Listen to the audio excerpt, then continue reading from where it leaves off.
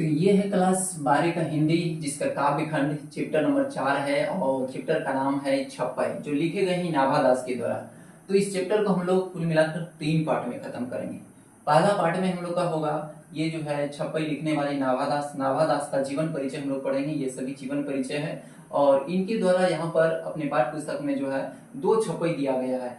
एक है कबीर दास का और दूसरा है सूरदास का।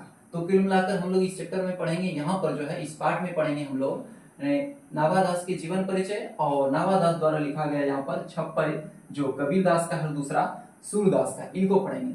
वीडियो के दूसरे पार्ट में हम लोग पढ़ेंगे इनका सब्जेक्टिव क्वेश्चन आंसर और तीसरे पार्ट में पढ़ेंगे इनका ऑब्जेक्टिव क्वेश्चन आंसर। तो ये है वीडियो का पहला पार्ट। देखिए यहाँ पर छप्पय को लिखने वाले ही नाभादास, काव्य खंड का चैप्टर 4 है, ये छप्पय है। छप्पय को लिखने वाले ही नाभादास।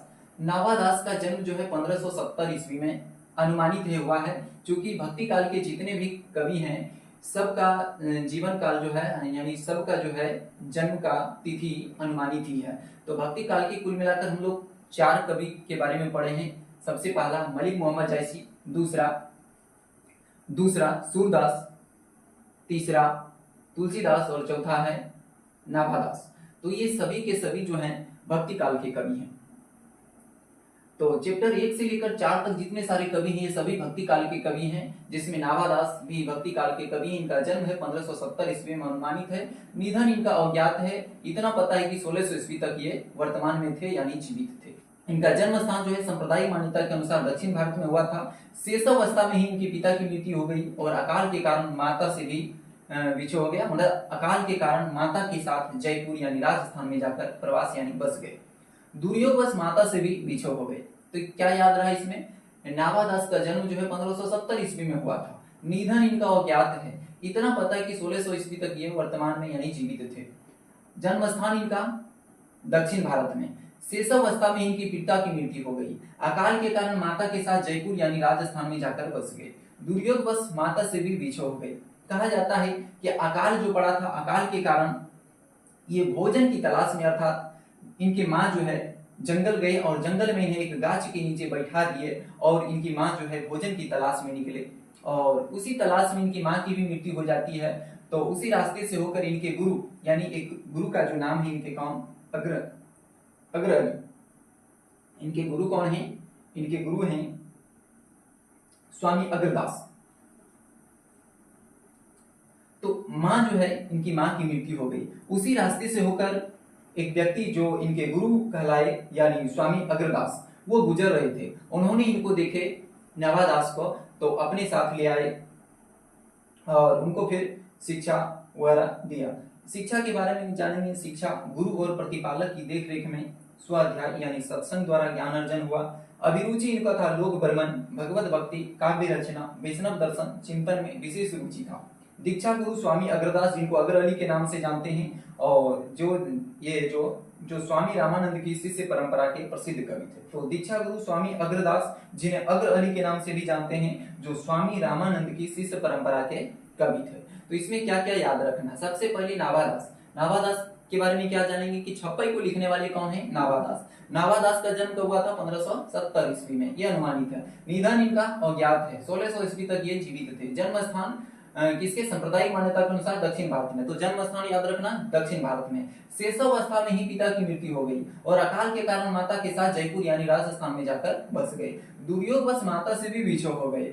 शिक्षा गुरु और प्रतिपालक की देखरेख में स्वाध्याय और सत्संग द्वारा इन्हें ज्ञान का अर्जन हुआ। अभिरुचि इनका था लोक भ्रमण, भगवत भक्ति, काव्य रचना, वैष्णव दर्शन, चिंतन में विशेष रुचि था इनका। इनके गुरु का नाम था स्वामी अग्रदास, जो अग्र अली के नाम से भी जाना जाता है। यही जो है इनके जो गुरु हैं, जो स्वामी रामानंद की शिष्य परंपरा के कवि थे। अस्थायी निवास इनका वृंदावन था। नाभादास के अस्थायी निवास स्थान कहाँ था? तो वृंदावन। इनकी कृतियां मुख्य रूप से 2 याद रखना। एक है भक्तमाल और दूसरा अष्टयाम। भक्तमाल की रचना जो है 1585 ईस्वी से 1596 के बीच किया गया है और दूसरा है अष्टयाम, ये ब्रज भाषा में है। भक्तमाल की भी रचना ब्रज भाषा में हुई है। इनकी कृतियां क्या क्या है? तो भक्तमाल और अष्टयाम। ये भक्तमाल क्या होता है? तो भक्तमाल का अर्थ होता है भक्त के चरित्रों की माला। भक्तमाल क्या होता है? भक्त यानी भक्तों के चरित्रों की माला। तो देखो नाभादास के समकालीन बहुत सारे कवि थे और इनसे पहले के भी कवि, लगभग 200 कवियों का, लगभग 200 कवियों के चरित्रों का वर्णन इन्होंने किया है एक ग्रंथ में। उस ग्रंथ का नाम है भक्तमाल। तो भक्तमाल में नाभादास द्वारा लगभग 200 कवियों का वर्णन, यानी 200 से अधिक भक्ति काल के कवियों का वर्णन है। ठीक है, तो इन्हीं का नाम रखा इन्होंने, इन कृतियों का नाम क्या रखा इन्होंने, भक्तमाल। तो इतना याद रखना कि नाभादास की दो प्रमुख कृतियां कौन कौन, भक्तमाल और अष्टयाम, भक्तमाल और अष्टयाम, भक्तमाल और अष्टयाम। किस भाषा में लिखा गया, ब्रजभाषा में। किस भाषा में लिखा गया, ब्रजभाषा में। भक्तमाल की रचना 1585 से 96, भक्तमाल की रचना कब है, 1585 से 96, भक्तमाल की रचना 1585 से 96। भक्तमाल किस भाषा में, ब्रजभाषा में। अष्टयाम भी ब्रजभाषा में। एक अष्टयाम है रामचरितमानस की दोहा चौपाई शैली में, एक अष्टयाम किसमें है, रामचरितमानस की दोहा चौपाई शैली में, और दूसरा अष्टयाम है ब्रजभाषा में, ये गद्य के रूप में दिया गया है। नाभादास जो है सगुनोपासक भक्त राम भक्त कवि थे। नाभादास सगुनोपासक राम भक्त कवि थे। तो नाभादास किस काल के कवि थे, ये भक्ति काल के कवि थे।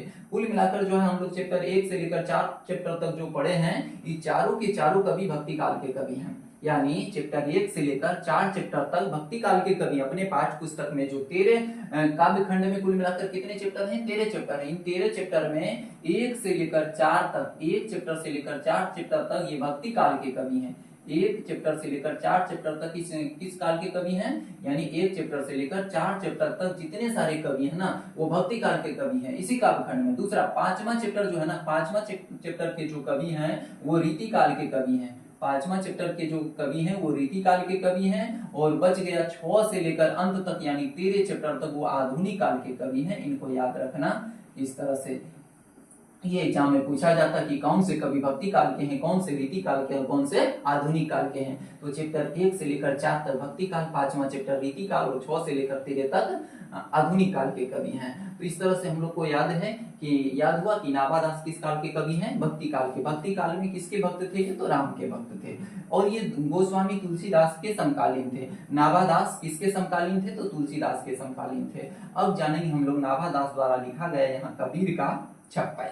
तो छप्पई देखो क्या होता है, सबसे पहले हम लोग जानेंगे छप्पई। ये छप्पई क्या होता है, छप्पई देखिए, छप्पई ये 6 पंक्तियों का एक गेय पद होता है। गेय पद अर्थात जो राग में गाया जाता है, एक जो गीत की तरह गाया जाता है, उसी को बोलते हैं हम लोग छप्पई। तो छप्पई का अर्थ क्या होता है, छप्पई मतलब क्या हुआ, 6 पंक्तियों का एक गेय पद। तो यहाँ पर देखिए कुल मिलाकर कितनी पंक्तियां, 1 2 3 4 5 और 6।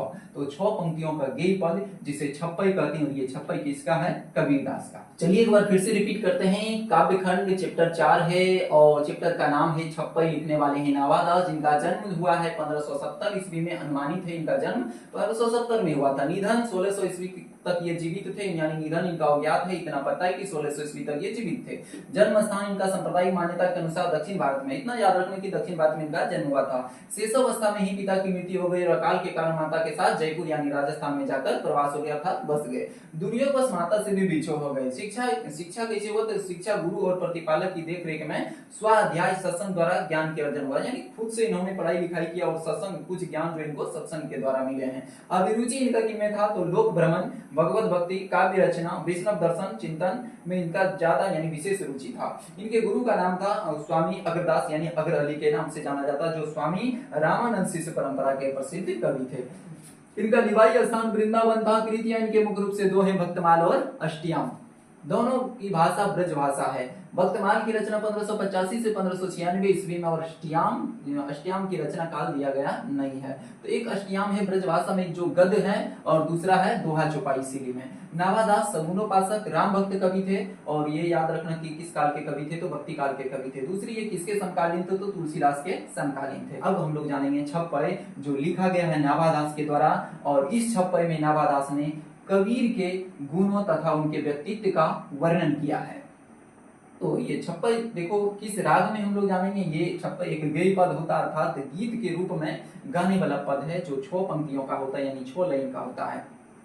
तो इनको हम लोग जो है ना हनुमान चालीसा का जो दोहा चौपाई होता है उनके राग में गाएंगे। जैसे हनुमान चालीसा का दोहा चौपाई, जैसे श्री गुरु चरण सरोज रज निज मन मुकुर सुधारी, बरनो रघुवर विमल जसो जो दायक फल चारी। जैसे उसी तर्ज पर हम लोग आएंगे। जैसे भक्ति विमुख जे धर्म सो सब अधर्म करि गाए। योग यज्ञ व्रत दान भजन बिनु तुच्छ दिखाए। मतलब नाभादास जी कबीरदास के बारे में कहते हैं, यानी नाभादास ने कबीरदास के गुण और उनके व्यक्तित्व के बारे में प्रकाश डाले हैं इस पंक्तियों में। नाभादास कहते हैं किसके बारे में? कबीरदास के बारे में कि भक्ति विमुख यानी भक्ति के विमुख, विमुख मतलब होता उल्टा यानी विपरीत, भक्ति को छोड़कर जे धर्म सो सब अधर्म कर गए। मतलब भक्ति को छोड़कर जितने सारे धर्म हैं सब क्या कहलाते हैं? सब अधर्म कहलाते हैं।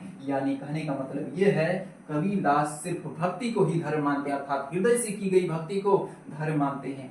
कबीर जी धर्म किसको मानते हैं? हृदय से की गई भक्ति को ही धर्म मानते हैं। यानी भक्ति विमुख जे धर्म सो सब अधर्म करि गाए। योग यज्ञ व्रत दान भजन बिनु तुच्छ दिखाए। कबीर जी का कहना है, कबीर जी कहते हैं कि भक्ति को छोड़कर यानी भक्ति के विमुख जितने सारे धर्म हैं सब क्या हैं? और धर्म के समान हैं। अर्थात भक्ति ही एक क्या है? भक्ति ही एक धर्म है, बाकी सब अधर्म है, यानी बाकी सब दिखावा है। योग यज्ञ व्रत दान भजन बिनु तुच्छ दिखाए।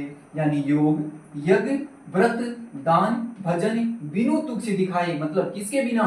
ये भक्ति के बिना। भक्ति के बिना योग यज्ञ व्रत दान भजन ये सब का सब तुच्छ है, छोटा है, कम है। यानी भक्ति से सब छोटा है। किसके बिना?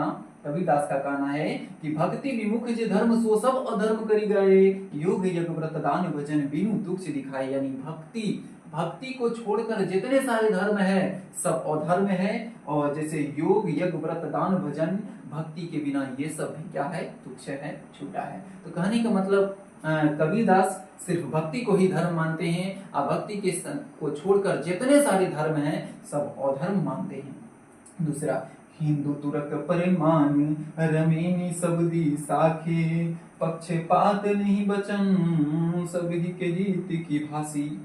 ये कह रहे हैं कि हिंदू तुरक परमान रमेनी सबदी साखी, पक्षपात नहीं बचन सभी के हित की भासी।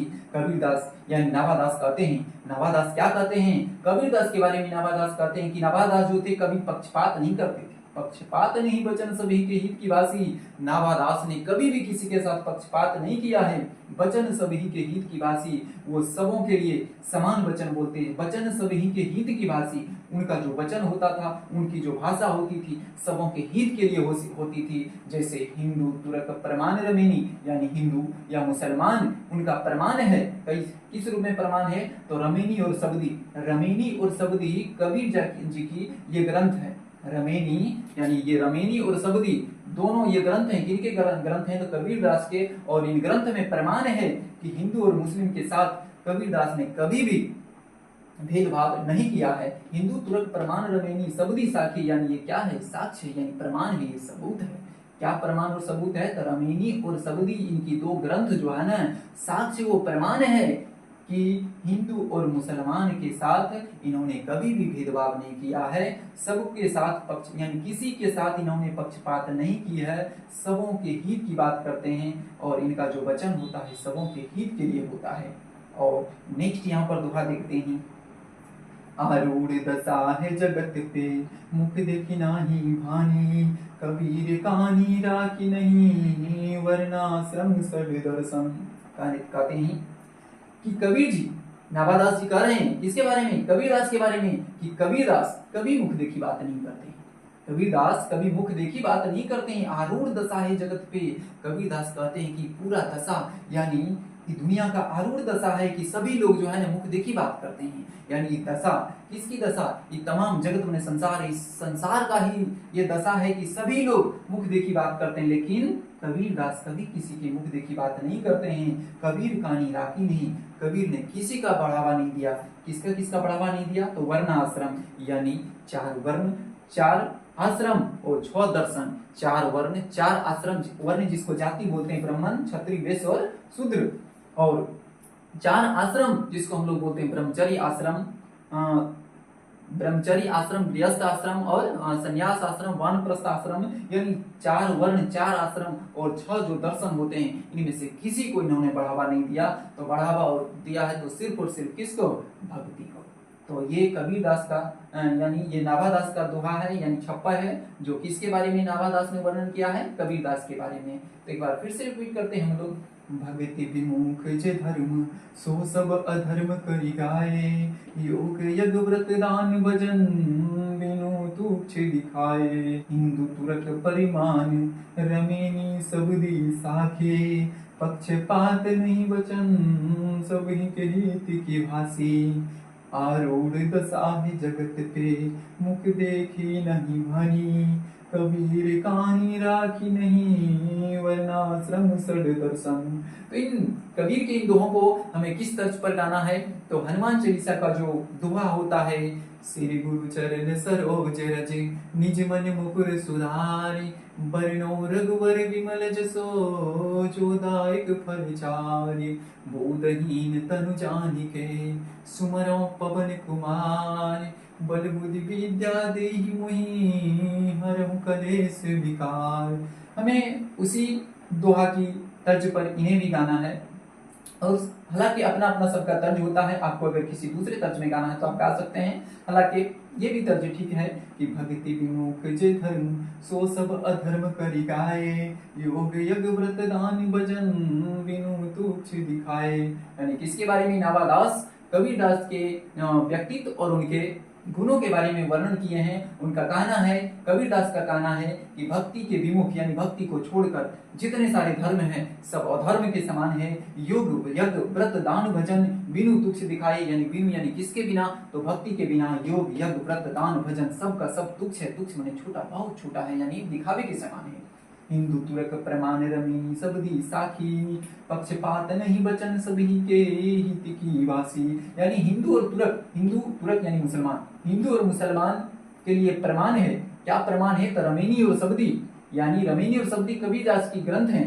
हिंदू और मुसलमान के लिए प्रमाण है रमेनी और सबदी, साखी है, साक्ष्य है, प्रमाण है, सबूत है कि पक्षपात नहीं किए हैं। किसमें पक्षपात नहीं किए हैं? कि कबीरदास कभी हिंदू मुस्लिम इत्यादि को यानी भेदभाव को लेकर ये पक्षपात नहीं किए हैं। पक्षपात नहीं वचन सभी के हित की भाषी, वो कभी भी किसी के साथ पक्षपात नहीं किए हैं। उन्होंने जो वचन बोला सभी के हित की भाषी, यानी सबों के हित के लिए, सबों के अच्छाइयों के लिए बात बोला उन्होंने। आरूढ़ दशा है जगत पे, यानी ये दुनिया की अजीब दशा है। ये पूरी जगत यानी संसार यानी पूरा दुनिया, ये दुनिया की दशा है कि सभी लोग मुख देखी बात करते हैं, लेकिन मुख देखी नहीं भानी। कबीर जी कभी मुख देखी बात नहीं की है। कबीर कानी राखी नहीं, वर्णाश्रम सर दर्शन।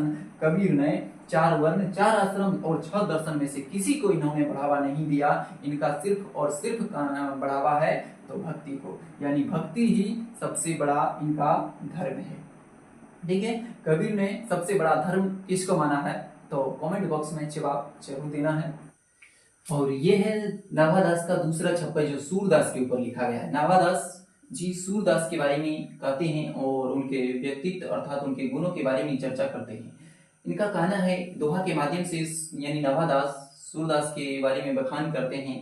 और ये पंक्ति है कि उक्ति चोज अनुप्रास, वर्ण स्थिति अति भारी, वचन प्रीत निर्वही, अर्थ अद्भुत तुकधारी। यानी इन पंक्तियों के माध्यम से नाभादास कहते हैं कि सूरदास की जो रचनाएं हैं, सूरदास की जो भी रचनाएं हैं वह उक्ति चोज अनुप्रास वर्ण स्थिति अति भारी, अर्थात वो उक्ति से, उक्ति मतलब सभी गुणों से भरपूर है, चमत्कार है और अनुप्रस यानी वर्ण की स्थिति से भरी हुई है। वचन प्रीति निर्वही अर्थ अद्भुत तुकधारी, यानी उनके जो वचन है यानी उनकी जो वाणी है वह प्रीति यानी प्रेम से, निर्वही यानी भरी हुई है। उनके जो अर्थ हैं वो अद्भुत है और एक तुक धारण की हुई है, यानी उनके अर्थ भी एक अद्भुत है और तुक धारण की हुई है। तो यहाँ पर है कि इन पंक्तियों में नाभादास कहते हैं कि सूरदास की जो रचनाएं हैं वह सभी युक्ति चमत्कार और अनुप्रास वर्ण की स्थिति से भरी हुई है। उनके जो वचन हैं, जो वाणी है वह प्रेम से भरी हुई है। उनके जो अर्थ हैं वह अद्भुत है और एक तुक को धारण किए हुए हैं। उक्ति चोज अनुप्रास वर्ण स्थिति अति भारी, वचन प्रीत निर्वही अर्थ अद्भुत तुकधारी। नेक्स्ट है प्रतिबिंबित दिव्य दृष्टि हृदय हरि लीला भासी, जन्म कर्म गुण रूप सब ही रचना परिकासी। यानी इन पंक्तियों के माध्यम से नावादास कहते हैं कि सूरदास ने अपने दिव्य दृष्टि से, प्रतिबिंबित दिव्य दृष्टि हृदय हरि लीला भासी, यानी सूरदास ने अपने दिव्य दृष्टि से अपने हृदय में हरि यानी भगवान का एक प्रतिबिंब बना लिया है, यानी एक छाया बना लिया है और उनके लीला का वर्णन किया है उनकी कविताओं में। यानी उनकी कविताओं में भगवान के जन्म कर्म गुण रूप सबों का, यानी ये सबों का वर्णन यानी विस्तृत वर्णन किया गया है, जो बहुत ही आनंदित कर देता है। और अगला है, विमल बुद्धि होता सुखी जो यह गुण श्रवणी धरे, सूर कवित सुनि कौन कवि जो नहीं सिर चालन करे। कह रहा है कि विमल बुद्धि हो तासुकी, यानी उसकी बुद्धि विमल यानी स्वच्छ हो, निर्मल हो, बुद्धि स्वच्छ हो, निर्मल हो, यानी उनकी बुद्धि स्वच्छ हो। किसकी? जो यह गुण श्रवणी धरे, यानी जो सूरदास के गुणों के बारे में जानते हैं, यानी सूरदास की जो रचना के बारे में सुनते हैं और जानने का प्रयास करते हैं, उनकी बुद्धि विमल हो जाती है यानी स्वच्छ हो जाती है। और सूर कवि तो सुनी कौन कवि जो नहीं सिर चालन करे, और कौन ऐसा कवि है जो सूरदास की कविता को सुनकर हाँ में सिर ना झुकाता हो। तो ये था इनका सूरदास का वर्णन जो नाभादास के द्वारा किया गया था। और अब हम लोग नेक्स्ट वीडियो में इनका जो है इस चैप्टर का, नाभादास के चैप्टर का जो है सब्जेक्टिव क्वेश्चन आंसर करेंगे और फिर नेक्स्ट वीडियो में हम लोग ऑब्जेक्टिव बनाएंगे। तब तक के लिए जय हिंद जय भारत।